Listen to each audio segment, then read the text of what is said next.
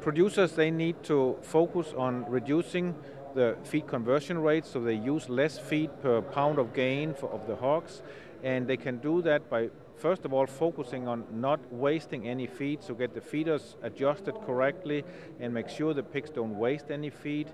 They can look at formulating the diets correctly to have the correct amount of nutrients in the diet, but not over-formulated, so not feed too much of any nutrients. And they also need to look at using the most inexpensive feed ingredients that are available, and that is often the case that we can use ingredients other than corn and soybean meal that can help lower feed costs. And we have a lot of ingredients in Illinois from the wet milling industry and from the food industry that can be used. So let's take them up individually. Let's start with not wasting feed. A couple of things. Start with the corn grind itself. Yeah, we can grind corn to a small particle size, which is down to 400 microns, and that will increase the digestibility of the energy in the corn.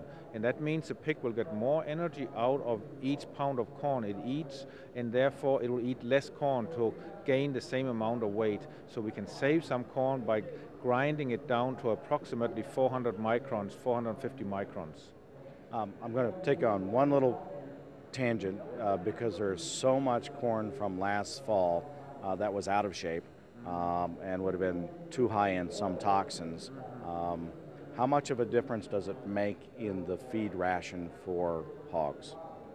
If you have high mycotoxin levels, that can make a difference. It depends on which mycotoxins, but if it's aflatoxin, which was a major problem we had last year, diets for pigs can tolerate up to approximately 100 parts per billion, so they tolerate more than, say, dairy cows, and so we can use a little bit more of that. If we have grain that exceeds 100 parts per billion, 120 parts per billion, then we need to either have less corn in the ration, or we need to blend it together with some clean corn so we get the average down in the corn. So that's the only way we can handle that. But if you have 200 parts per billion in the corn and you use 50% corn, then you have 100 parts per billion in the diet, right? So it's in the diet we need down to 100 parts per billion. So that's why I said if you have high aflatoxin in the corn, you need to use less of that corn in the diet. Okay, we'll get to the alternative feed ingredients in a moment. Let's go back to things that producer can do. We talked about the grind. The feeders are important, you suggest, and having them set properly.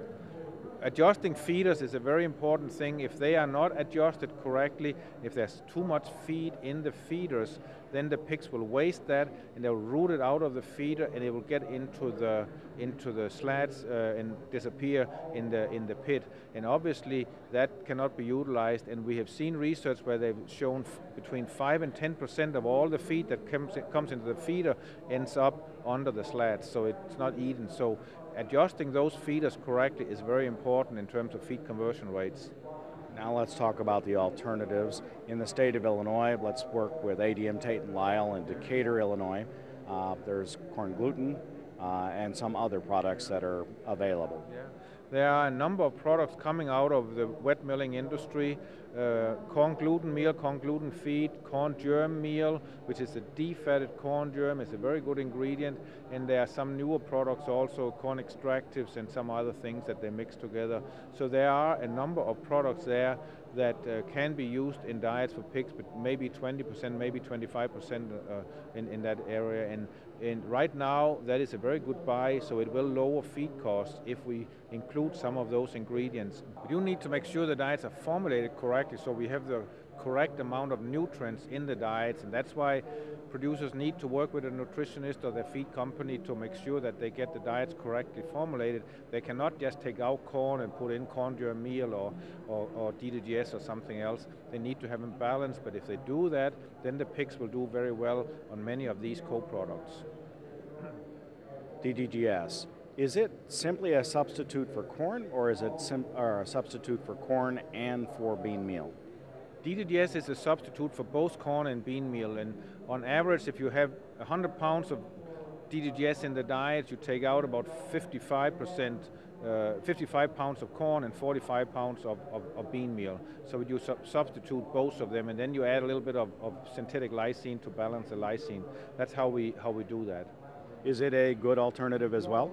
DDGS is a very good alternative. We use 20%, 25, sometimes up to 35% in the diet, so that will be 400 to up to 700 pounds per ton, and that works very well. We have seen very good results with that, and we just need to make sure the diets are balanced on amino acids and phosphorus also. Some of the ethanol plants have found that DDGS as a co-product works very well, but have also found a market for corn oil or oil coming out of that DDGS or the corn that's being ground for ethanol, and that changes some of the rations and the way it's used in hog feed. Yeah, there is a technology now where the ethanol plants, they will skim off the fat from the solubles, and that results in DDGS being produced that contain only between 6 and 9% fat and not the 10 to 11% we have seen in the past for conventional DDGS. However, that fat they take off is relatively poorly digested by the pigs, so it doesn't hurt the energy in the pig in the DDGS as much as you would expect.